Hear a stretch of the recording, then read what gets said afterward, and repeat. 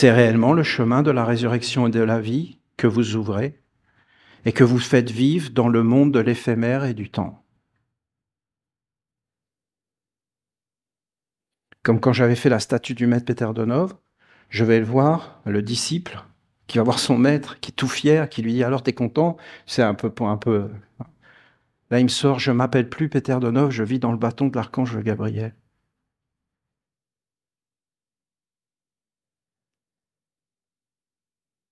Et Peter Donov t'oublie. Moi, je ne peux pas oublier Peter Donov, comment je fais?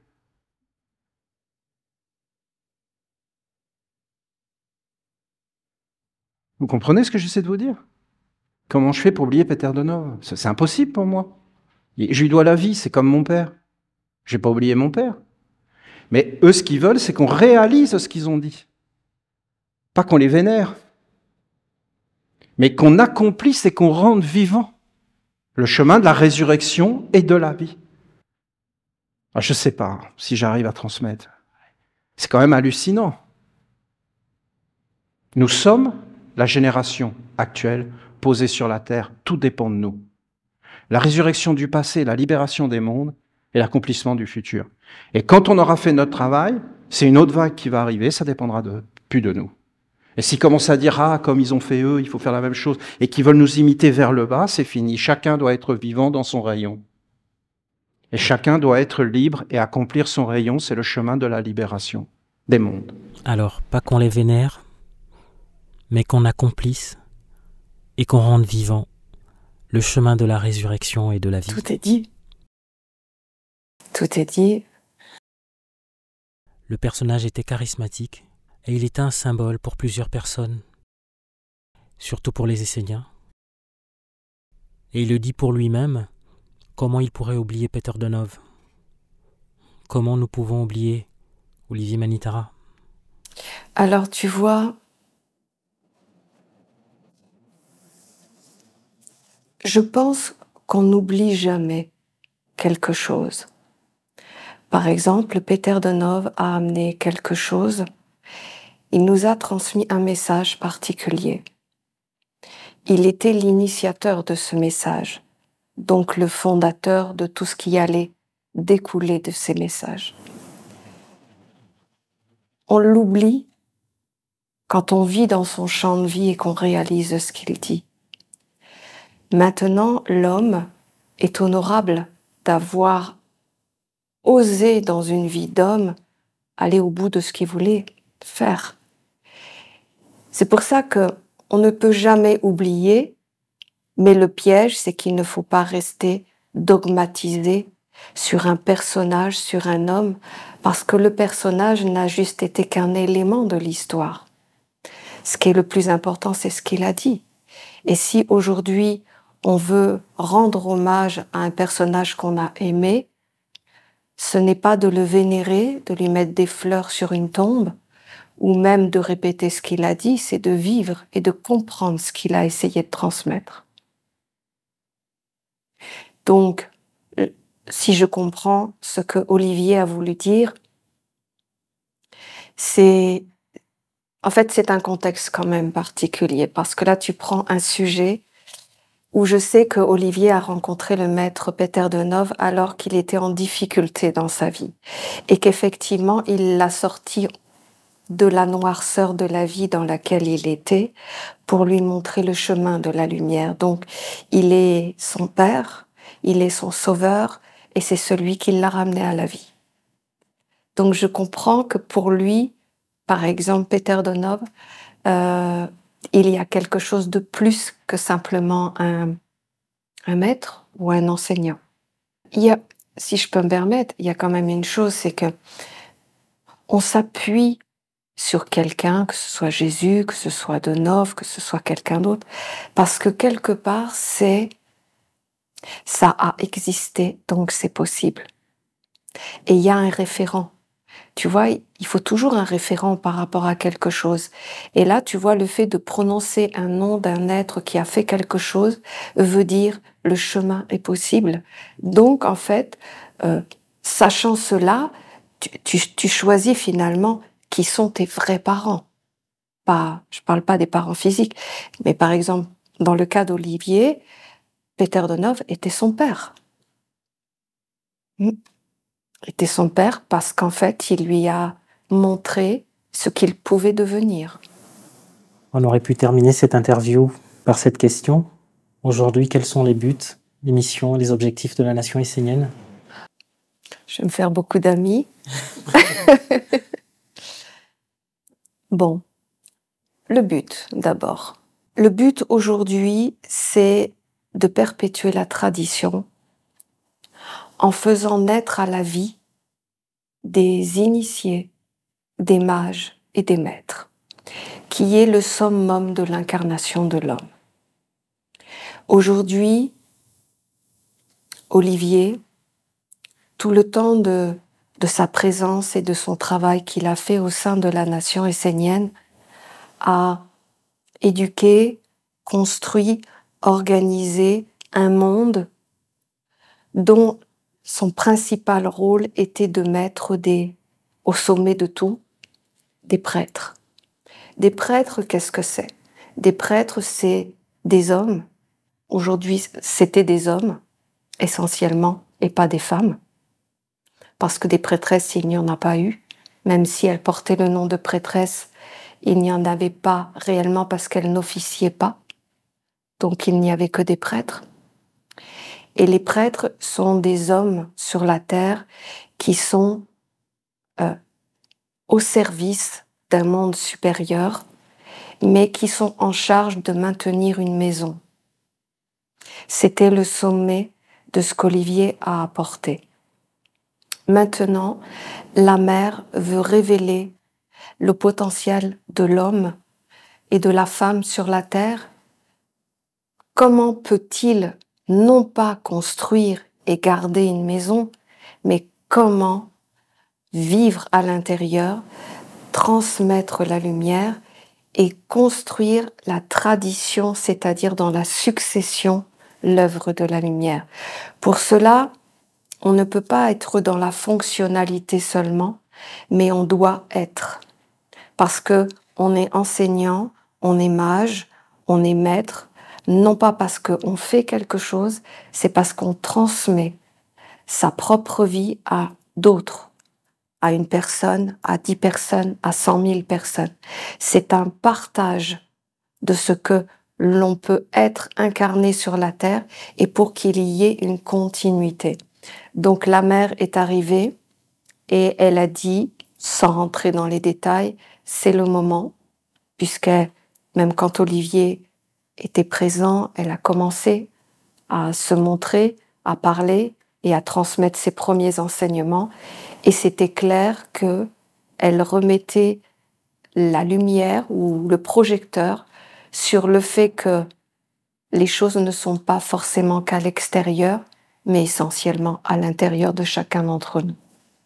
Donc, la voix de la mère a été de faire apparaître les êtres pour qu'ils soient. Et ton rôle? Mon rôle dans tout cela est de continuer l'œuvre, parce que depuis le début, je suis dans cette histoire avec Olivier. Je comprends maintenant ce qui a été fait et je comprends pas tout encore, mais j'ai de bonnes indications sur la suite de l'histoire, ce qui fait que mon rôle aujourd'hui, comme Olivier a incarné le principe du père, eh bien, la mère m'a demandé de transmettre sa sagesse, son enseignement, son éducation à travers la parole. Donc, en fait, je m'attelle à ça et c'est ce que j'essaie de faire. Et la place des prêtres? Ils sont les gardiens de la tradition de la nation essénienne, qui est la maison qui a été construite par Olivier. Les prêtres sont les gardiens, les protecteurs, ceux qui permettront que cette tradition reste vivante. Voilà.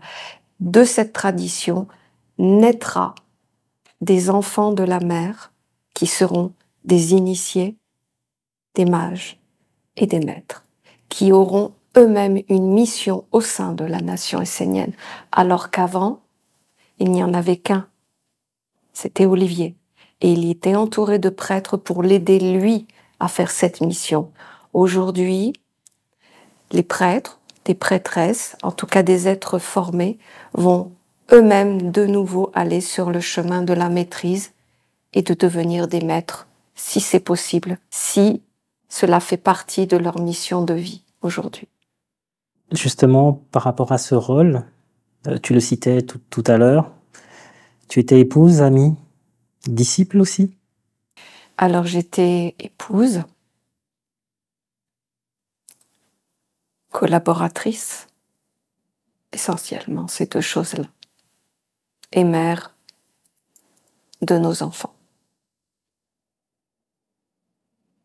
Tu peux nous raconter un peu les débuts? Ouf. Ça fait 14...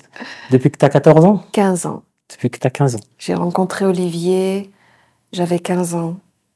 Nous n'étions pas officiellement dans un courant initiatique. Nous tâtonnions, comme beaucoup de jeunes, sans le savoir. On l'a su après, mais on tâtonnait dans l'astrologie, les choses de base, en fait, quand tu cherches un peu de spiritisme, enfin, toutes ces petites choses un petit peu exotiques, je dirais. On s'est rencontrés, on avait 15 ans. J'avais 15 ans, il en avait 19. Donc, au départ, on ne parlait pas de ça. On avait une vie très ordinaire. Et au fur et à mesure des choses, eh bien, on s'est un peu plus révélé sur nos aspirations personnelles. Et à ce moment-là, du coup, ce sont plutôt deux âmes qui se sont rencontrées. Et en fait, sans parler de quoi que ce soit, on s'est mis en chemin pour devenir des disciples. Au départ, Olivier, essentiellement lié à la tradition occultiste et ésotérique, où il était de près il suivait l'enseignement des occultistes de l'époque, les martinistes, les francs-maçons, les Rose-Croix, et ainsi de suite. Moi, j'avais une vision un peu différente, et moi, j'étais disciple de la Fraternité Blanche. Donc en fait, nous étions tous les deux dans un enseignement, mais je suis allée voir ce qui se passait dans ce qu'il faisait, comme il est venu voir ce qui se passait dans ce que je faisais. Et c'est vrai que ce courant ne m'a pas plu du tout. Je n'ai pas aimé, justement, tu vois, ce qui apparaît aujourd'hui chez moi, c'est le côté ça colle pas, il y a un truc qui va pas.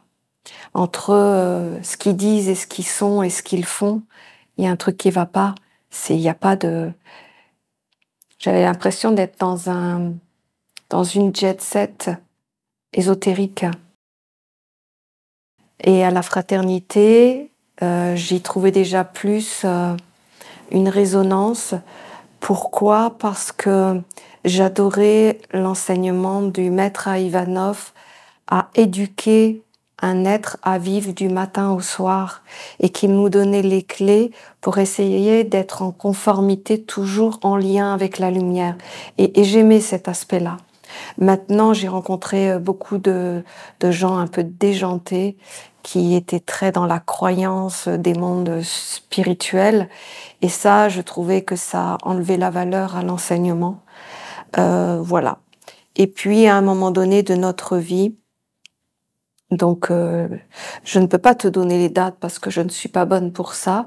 Mais quand j'ai eu 18 ans, on a pris la décision de partir dans les montagnes, faire une retraite qu'on a appelée les 6 lunes, où on est parti à Montségur. Et nous avons loué une petite maison, pas chauffée, pas d'eau, rien du tout. Et nous avons commencé notre retraite qui a duré longtemps. Voilà.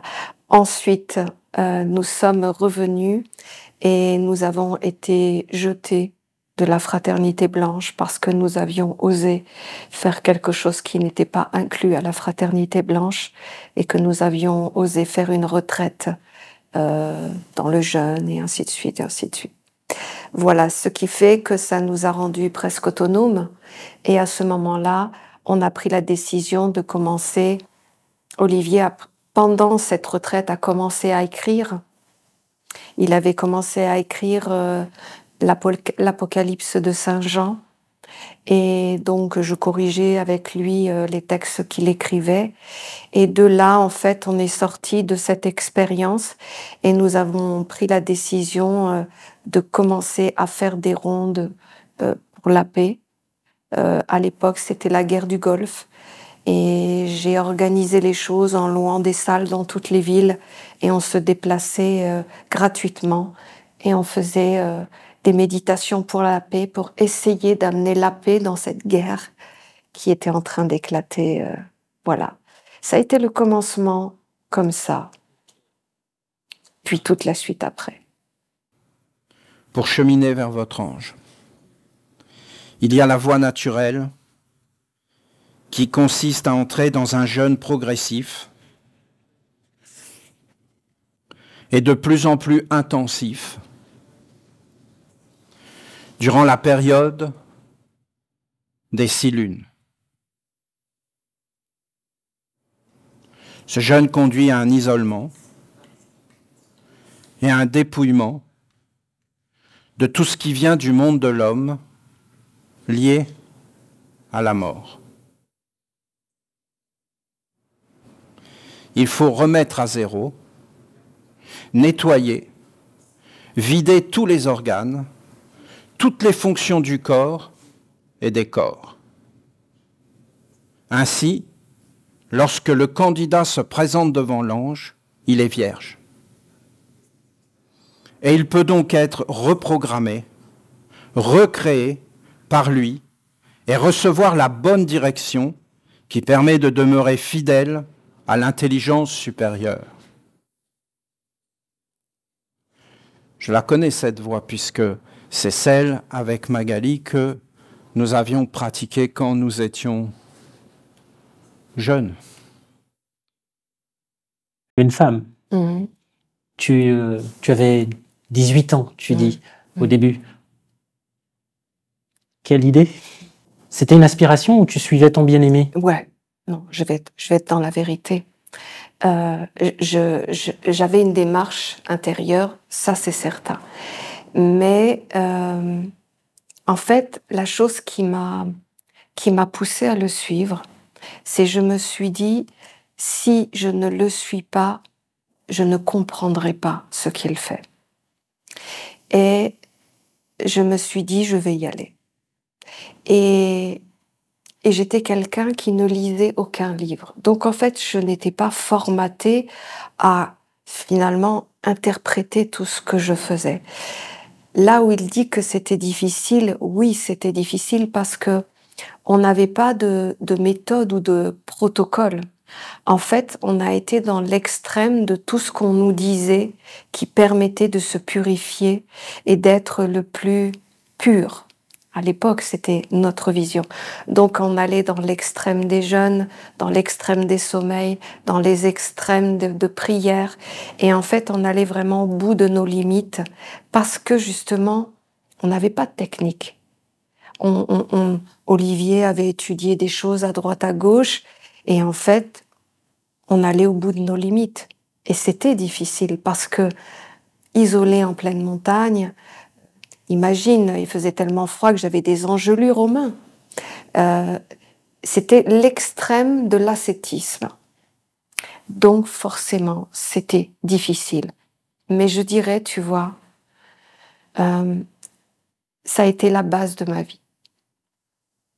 Après ça, lui comme moi, on n'était plus les mêmes. C'est évident. Et toutes les révélations, tout ce qu'on a compris, tout ce qu'on a vécu a été la base de notre vie après.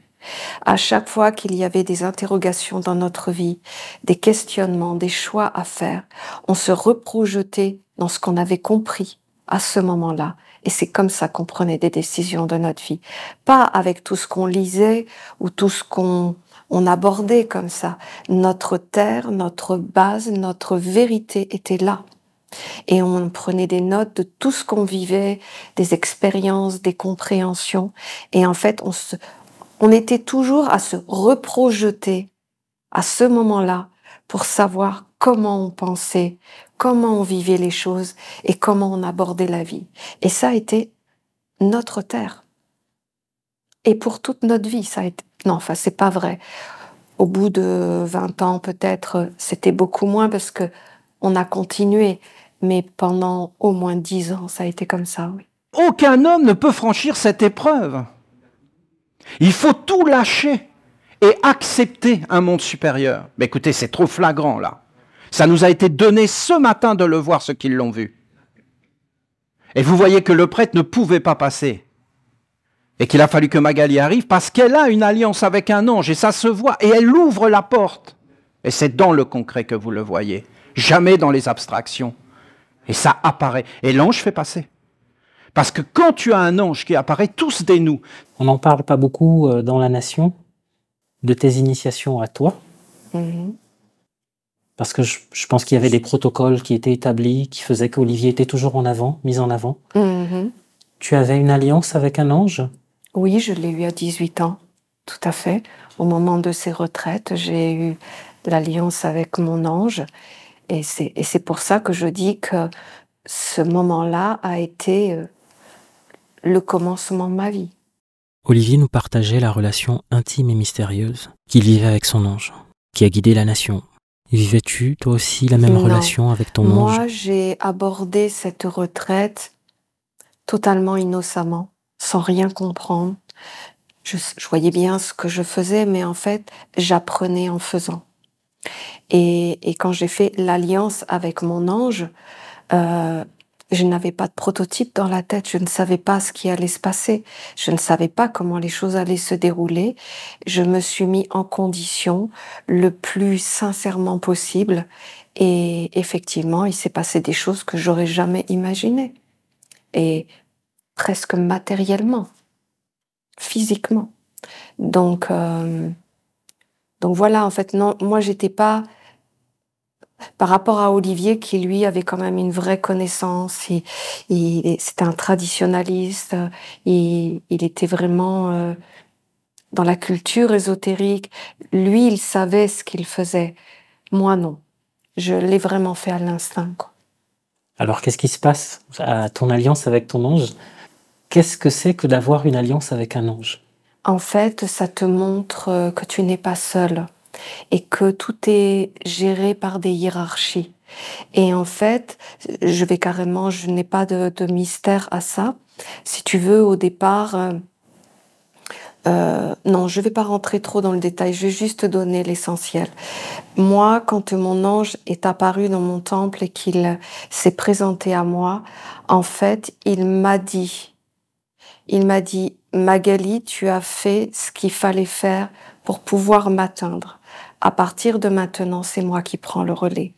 Et en fait, bien sûr, je le décris comme quelque chose de basique, normal, mais en fait, c'était tellement vrai d'évidence, parce que quand il arrive avec son monde, ce n'est pas que des paroles, c'est tout un monde. Et j'ai compris que finalement, nous avions une part à faire et que personne d'autre pouvait la faire à notre place et que arriver à un certain degré de ce qu'on peut atteindre, en tout cas le degré nécessaire, tu fais l'alliance, l'ange est là, mais lui prend le relais. En fait, tu t'aperçois que tu es bien plus grand que ce que tu es, mais ce que j'ai vraiment compris, c'est que j'ai ma part à faire. Tu vois. Et après, je n'ai plus à gérer je n'ai plus à gérer ce qui se passe dans le monde des lois, des principes, parce que mon ange prend le relais. Je pense que nous n'avons jamais eu autant de conditions pour réaliser ces 6 lunes et que nous devons bâtir cette terre pour en faire un grand centre de formation et un lieu de Dieu la Mère où Dieu la Mère sera omniprésente. Elle sera comme une évidence de la faire apparaître partout sur cette terre il y a eu des 6 lunes qui étaient, on va dire, masculines entre griffes, mais... Traditionnel, on va dire. Et ces 6 lunes que vous faites dans cette retraite, et qu'aujourd'hui, apparemment, c'est cette méthode qui est appliquée. Oui. Les 6 lunes qui étaient faites avant étaient faites tout à fait dans l'esprit qu'Olivier incarnait l'enseignement, c'est-à-dire qu'en fait, Olivier ne cherchait comme des alliés partout pour pouvoir construire. Et même ceux qui faisaient les 6 lunes ou qui étaient des prêtres, finalement, ils étaient tout le temps encadrés. Ceux qui ont fait les 6 lunes traditionnelles avant n'ont pas trouvé par eux-mêmes leur mission, n'ont pas eu leur nom de la mère. Tout leur était donné par Olivier, tu vois. Tout ce qui était fait avant, c'est-à-dire qu'en fait, on demandait seulement à des élèves ou à des Esséniens de se mettre en mouvement, c'est-à-dire de pratiquer un temple le matin, le midi, le soir, et puis de faire des choses un peu comme des rituels quotidiens, et puis d'essayer de s'unir le plus avec des mondes supérieurs par la prière et tout ça. Mais, en fait, eux-mêmes n'avaient pas leur propre réponse. C'était Olivier qui donnait les réponses à tout le monde. Ok ? Ça, c'était l'ancienne méthode. C'est-à-dire que même quelqu'un qui passait les 6 lunes, eh bien, il ne le savait même pas s'il avait réussi ou pas. C'était Olivier qui disait oui ou non. Voilà.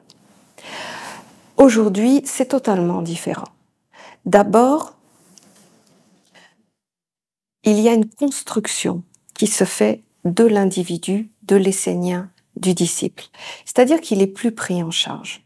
On le conduit à se prendre en charge, à regarder à l'intérieur de lui, à se connaître, à connaître ses forces, ses faiblesses, à faire des liens avec la nature, à aller chercher eux-mêmes les informations, à aller trouver les réponses par eux-mêmes. Et quand ils vont se présenter devant l'alliance avec un ange, la différence, c'est que eux vont se connaître et vont pouvoir garantir à l'ange qu'ils connaissent une partie d'eux qui leur appartient, dont ils savent ce que c'est, dont ils vivent avec, et qu'ils garantissent que cet espace est protégé par leur discipline quotidienne, dans le sens, ils font attention à certaines pensées pour ne pas abîmer cet espace précieux, ils font attention aux liens, aux relations, et ainsi de suite. Tu vois, la différence, c'est que aujourd'hui, quand un élève est préparé à faire cette alliance, quand il y arrive, il est conscient de ce qu'il est et il comprend les lois qui régissent son monde et les mondes subtils. Et quand il va faire une alliance avec un ange, en fait, il est totalement conscient qu'il ne s'abandonne pas à un ange comme ça, sachant qu'il ne maîtrise pas sa vie. Là, on prépare des élèves à aller vers son ange avec une partie de sa vie maîtrisée, compris, et avec laquelle il va créer et vivre demain. C'est toute la différence, c'est-à-dire que aujourd'hui les élèves comprennent beaucoup de choses. Ils deviennent subtils par le travail. Pourquoi ? Parce qu'en fait, on ne leur donne pas les réponses, on les pousse à aller chercher les informations. C'est toute la différence. Est-ce qu'ils sont eux-mêmes garants de leur alliance ou la garantie de leur alliance demeure quand même la structure de la nation essénienne ? Ah non, ça se fait dans le cadre de la nation. S'il n'y avait pas toutes ces alliances, tout ce chemin fait, tous les liens et les alliances faits avec les anges, les archanges, avec les esprits, les génies, les égrégores, ceux qui arriveraient ne pourraient pas bénéficier de tout ça. S'ils y arrivent aujourd'hui, c'est parce que justement ils bénéficient de tout ça. Faire ça tout seul chez eux, de manière indépendante, je dis pas que c'est impossible, mais c'est très compliqué. Vous y êtes arrivé ? Je crois qu'on était innocents.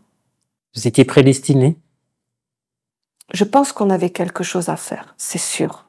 Je pense que quand tu vois ce qu'Olivier a laissé derrière lui, c'est évident que ce n'était pas un homme ordinaire. Ce que je laisserai après moi, je ne sais pas. Mais en tout cas, ce qui est sûr, c'est que je ferai mon possible pour qu'on entende le message de la mère. Donc, qu'est-ce que ça donnera? Je ne sais pas, mais je vais le faire. Je sais que les mots prédestination peuvent laisser libre cours à certains fantasmes. Exactement. Écoute, de toute façon, depuis qu'on est jeune, ça a été notre chemin. On n'a vécu que comme ça. On n'a pas vécu dans le monde et au bout de 10 ans, 20 ans ou 30 ans, se dire c'est pas ça ma vie, c'est autre chose. Non, nous, depuis qu'on s'est rencontrés, c'est ça. On s'est tenu la main pendant 37 ans. Maintenant, regardez leur ville, l'Empire State Building. J'y étais avec Magali, j'ai failli lui demander sa main à genoux, parce qu'il paraît que ça se fait, il y a des films là-dessus. Bon, alors c'est hyper romantique. Une demande en mariage. Ouais, une petite parenthèse. C'est Olivier, oui. C'est alors, la vraie version de l'histoire. La vraie version de l'histoire, c'est que c'est moi qui l'ai emmené là-bas, par curiosité tout simplement. Et peut-être qu'il avait envie, mais il l'a pas fait. Donc, mais de toute façon, nous étions déjà mariés en tant qu'Esséniens. Donc, c'est... Non, c'est parce que tu disais tout à l'heure, vous n'avez pas vécu dans le monde avec les préoccupations du monde. Non, non, du tout. Pourtant, si, puisque j'ai fait des affaires avec le monde. J'étais un chef d'entreprise, je voyageais dans les pays, je faisais du commerce et ainsi de suite. Donc, j'ai quand même navigué dans ce monde. Mais ma priorité, ma vie était comment accomplir une œuvre de lumière. C'est sûr. Et ça depuis toute petite. On a toujours tout fait ensemble. Je ne vois même pas des voyages où on était toujours dans tout ensemble. Je suis la protectrice des mondes. Elle est la mère des mondes. Donc chaque être pour elle est important. Elle l'entoure et elle l'aime. Je suis tout simplement la sagesse. C'est-à-dire la connaissance, le savoir. J'ai toujours su que tout cela appartenait à la mère. Toujours. Je l'ai vu. Je l'ai toujours su. Le Père, c'est impossible à atteindre. Parce que quand tu rentres même dans l'air, il n'y a déjà plus rien. Alors, dans le feu, c'est un monde d'une pureté. Au-dessus, ouais. Et dans l'eau, il y a de quoi se noyer et se perdre là-dedans. Comment tu veux résister à ça? Il y a tout ce que tu as envie là-dedans. Tout ce que tu veux, tout ce que tu crois va apparaître. Mais il n'y a rien derrière. Nul n'a jamais vu Dieu. Mais non, comment tu peux voir l'invisible? Enoch lui-même faisait dire à Dieu, je suis l'invisible. Dieu est l'invisible. Et tout le reste est visible. Même les anges sont visibles. Vous pouvez les voir, mais Dieu, vous ne pouvez jamais le voir. C'est la mère. C'est la mère qui prend soin de nous, qui nous met à notre place, qui amène la sagesse. La sagesse, c'est tout. Et après, quand tu as la sagesse, Dieu apparaît, c'est l'amour. Alors tu vis dans l'amour, tout est dans l'amour. Et il faut aller vers ces mondes-là. Je suis la sagesse qui veille et qui conduit les êtres et les époques. Je comprends le monde de l'homme. Je connais tous les règnes qui sont sous ma garde. Et je sais guider et apporter les réponses. Alors, je veux revenir un peu sur l'enseignement de la mère, justement, que tu portes. Est-ce que les prêtres peuvent porter aussi cet enseignement? Oui, tout à fait. Oui, moi, en fait, là, aujourd'hui, j'apparais un peu parce que je me suis lancée. Parce que la mère m'a dit, transmets avec la parole. Mais la mère peut dire à un frère, fais quelque chose pour moi. Et j'espère qu'il le fera. Maintenant, c'est la vie qui le dira. Aujourd'hui, j'apparais parce qu'en fait, comme ce que j'ai toujours fait avec Olivier, je laisse pas passer le temps. On me l'a dit, je le fais. J'attends pas d'être prête à le faire, puisque justement, elle m'a demandé de faire des choses qui sont carrément contre nature. De ta propre nature. De ma propre nature. Hein. C'est d'être devant des caméras, m'exposer comme ça. C'est pour ça que c'était bien Olivier qui le faisait. Moi, je n'aime pas du tout ça. Mais je me dis, si elle me demande de le faire, c'est qu'il y a une raison à ça. Donc je le fais et je découvrirai la suite de l'histoire en le faisant. La nation essénienne dit à un moment, Olivier, parce qu'Olivier lui demande qu'est-ce que je peux encore faire pour toi? Et il lui dit, Olivier, t'as plus rien à faire. Ça ne dépend plus des hommes. La nation essénienne suivra son cours. Oui. Et ça me rappelle un dernier message où justement on disait la nation essénienne ne craint rien.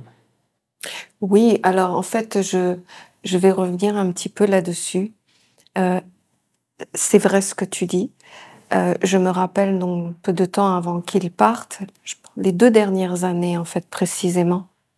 Olivier, quand on allait dans le temple et qu'il parlait avec les mondes supérieurs, c'était ces questions-là. Qu'est-ce que je peux encore faire? Et effectivement, d'un point de vue matériel, concret, il n'y a plus rien à faire.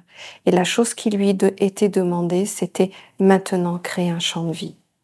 C'était les dernières missions qui lui étaient demandées à Olivier. Créer un champ de vie. Et je me rappelle des questions d'Olivier. Je fais comment? Voilà. Parce que, alors il a eu des réponses, hein, il les a transmis d'ailleurs, ces réponses. Mais en tout cas, c'était ce qui était demandé. Et tu vois, ce que la mère apporte, en fait, c'est ça. Parce que ce champ de vie, c'est ce que tu peux transmettre de ce que tu as. Et la mère, elle te conduit à être. Donc ce champ de vie va se réaliser. Mais pas comme les croyants croient. Donc la nation essénienne ne craint rien. Absolument rien. Tu peux développer? Je peux le développer. Déjà, je peux juste dire que la lumière ne s'est jamais arrêtée. Elle a continué à briller et à éclairer la suite de l'histoire, même si au moment du départ d'Olivier, on était très perdus, justement parce que on n'était pas formés à prendre nous-mêmes des décisions. On était formés à être des prêtres, des dévots, des êtres utiles dans des rituels et dans des pratiques. Ça, il n'y avait aucun problème. Tous les prêtres étaient de merveilleux applicants, des êtres qui se dévouaient à faire des rituels tous les jours et tous les jours. Mais, tu vois, quand Olivier est parti, on devait prendre des décisions par nous-mêmes. Mais, comme l'éducation n'avait pas été faite dans ce sens-là, il n'y a pas eu le choix que de demander c'est quoi la suite de l'histoire. Et la suite de l'histoire nous a été révélée que nous devions nous-mêmes nous connaître parce qu'on ne pouvait pas prendre nous-mêmes nos propres décisions et voir des décisions pour la nation essénienne si on n'était pas libre de nos imperfections et des mondes qui venaient nous visiter. Et en fait, tout ça s'est tellement éclairé que ça a permis d'ouvrir l'école des mystères. C'est pourquoi je dis qu'on n'a rien à craindre. Parce que depuis le départ d'Olivier, même s'il y a eu des tourments, on s'est ennobli, on a grandi, on a renforcé les écritures, les œuvres. Et surtout, on s'est ennobli. On est devenus des vrais hommes et des vraies femmes. Et on est dans la responsabilité de porter un monde supérieur. Et on ne blâme personne, on n'accuse personne, on n'utilise pas les lois du monde extérieur contre les autres. On sait ce qu'on a à faire, on sait ce qu'on veut vivre et on veut garder notre lumière. Voilà, c'est tout ce qui fait la différence, c'est que nous, aujourd'hui, on est heureux, on est serein et on sait où on va. Et on a vu que la porte était grande ouverte. Donc on va y aller. Voilà. Belle transition vers l'école des mystères. Oui. On entend parler depuis un petit moment. Mhm. Est-ce que tu peux développer un peu? Un petit peu.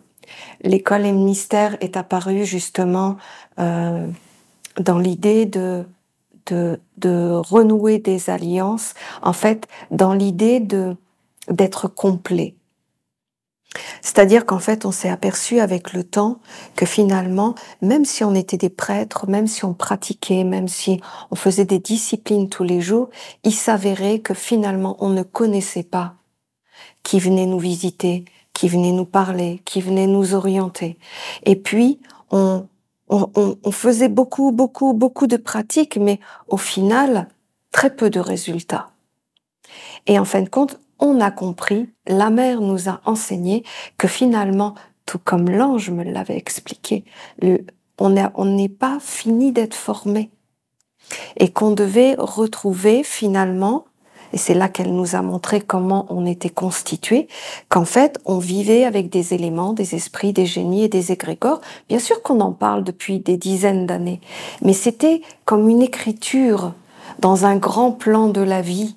Mais en fait, on ne savait pas comment donner de la place à l'intérieur de nous à ces mondes. En fait, tout ce que la mère nous a enseigné, comment renouer le langage et leur permettre d'avoir un siège à l'intérieur de nous, que ce soit les éléments, les esprits, les génies et les égrégores. Tu vas me dire à quoi ça sert? Eh bien, ça sert à être augmenté. C'est-à-dire que quand on a des actions dans la vie, quand on veut savoir quel monde vient vers nous, eh bien, on a les éléments, les esprits, les génies et les égrégores qui sont les intermédiaires et à la fois nos protecteurs, mais nos amplificateurs de vie. Ce qui fait qu'aujourd'hui, en fait, on n'est plus seulement que des humains. On est des êtres plus de la création, avec une terre qui est notre corps et avec une subtilité qui se réintègre à notre corps. C'est l'école des mystères, c'est ça que nous apprenons. Nous apprenons de nouveau à être des vrais hommes, des vraies femmes. Nous apprenons de nouveau à incarner à l'intérieur, mais pas forcément à incarner dans le mot incarner.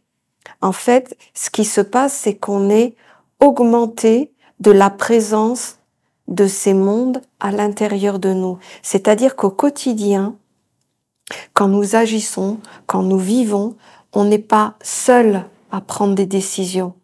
On a les éléments qui parlent en nous, les esprits, les génies et les égrégores, ce qui fait qu'en fait, on est complet. Ça s'appelle l'école des mystères. Et qu'est-ce qu'appelle l'école des mystères? Elle amène que l'homme est maître de son royaume, il sait ce qu'il fait, il sait avec qui il est uni, il a des puissances subtiles réintégrées à sa vie, et à ce moment-là, il devient un vrai initié. Ensuite, il comprend le langage, les fonctionnalités de ces mondes, et là, il commence à devenir un mage. Ensuite, quand il aura fait toutes ces alliances, qu'il aura intégré les puissances de ces mondes, peut-être qu'il ira lui-même, en tant qu'individualité, amener ce champ de vie en devenant peut-être un enseignant. Partira dans un autre territoire et il enseignera la lumière. Voilà. Cette science va être accessible? Oui. Donc l'école sera ouverte à tout le monde? Non. Il y a des étapes avant. Cette école des mystères n'est pas accessible à tout le monde, elle est accessible à ceux qui sont prêts à entrer dans cette école des mystères. Elle ne sera jamais révélée à l'extérieur, il n'y aura pas des cahiers, il n'y aura pas de conférences, il n'y aura pas d'enseignement. C'est une école des mystères, c'est une école interne où on y vit pendant 3 ans et là on est éduqué pendant 3 ans à prendre sa liberté, son autonomie. Donc, pour ça, il faut quand même être prêt. Durant les 6 lunes, on s'approche de l'école des mystères ou c'est un passage obligé? Alors, en fait, si j'en parlais ce matin avec les prêtres, en fait, la première initiation à la mer est la première étape. Et l'alliance avec l'ange, les 6 lunes, donc ces deux choses-là sont l'introduction. L'école des mystères est le premier chapitre. Ça veut dire que c'est juste le début. Si on est éduqué à devenir des vrais hommes et des vraies femmes, quoi faire? Et je pense que ce sera le deuxième chapitre. Pourquoi faire et comment faire? Quelle question que tu voudrais qu'on te pose qui ne t'a pas encore été posée? Comme une bouteille à la mer pour les générations futures. Pour les générations futures? C'est trop compliqué ce que tu me demandes. Une question qui m'a jamais été posée, si. La question que j'aimerais qu'on me pose, c'est, je n'ai pas forcément la réponse, mais j'aimerais qu'on me la pose, c'est quoi le summum de l'incarnation de la lumière sur la Terre? C'est quoi? C'est qui? C'est comment? C'est... Est-ce que tu sais? T'as déjà vu? Est-ce que tu l'as appréhendé? Est-ce qu'un jour tu l'as vu dans ta vie? Ce genre de questions. Parce qu'en fait, ce sont mes propres questions. Je souhaite profondément savoir qu'est-ce qu'un être sur la Terre peut porter comme lumière dans sa vie. C'est-à-dire, est-ce qu'un être sur la Terre est capable d'être immatériel dans un corps? Bien sûr qu'on le dit, je l'ai jamais vu. Est-ce que c'est vrai que l'homme peut avoir la connaissance infuse des mondes? Je voudrais le savoir. Est-ce que je l'ai vu? Non, je l'ai jamais vu. Donc, ça pour moi, c'est des vraies questions. C'est pas comment me dépatouiller dans la vie de tous les jours, c'est important. Mais en fait, ce qui m'intéresse, c'est, tu vois, de connaître juste le moment avant que tu comprennes que c'est le dernier moment où tu vis sur la Terre et que tu as été au maximum de la libération des liens, de ce qui est encore opaque et dur de ta vie, et que tu sais que quand tu vas partir, tu ne reviendras plus et que tu iras dans le monde des anges. Ça, vraiment, j'aimerais vraiment pas le connaître après ma mort, je voudrais le connaître avant et être témoin de ça et dire c'est vrai, ça existe, c'est vrai. On le dit, c'est la tradition, c'est l'écriture, c'est la logique. Ok, on nous donne un plan d'ensemble de comment ça fonctionne, de comment ça devrait être, de où on devrait atteindre parce qu'il existe d'autres mondes. Tout ça, c'est ok. Mais moi, tu vois, ce que j'ai envie, c'est de le voir avec mes yeux, de le sentir avec mon être intérieur. Et je voudrais pouvoir, comme je le fais dans mes conférences, pouvoir dire, c'est vrai. En tant qu'être humain, on peut atteindre ça, ça, ça. Et sur les choses où on disait qu'on pouvait atteindre ça, eh bien, écoutez, je serai témoin pour vous dire que je n'ai pas réussi, ou je n'ai pas rencontré, ou je ne l'ai pas vu. Mais j'aimerais donner la vérité sur tout ça. C'est mon vœu le plus profond.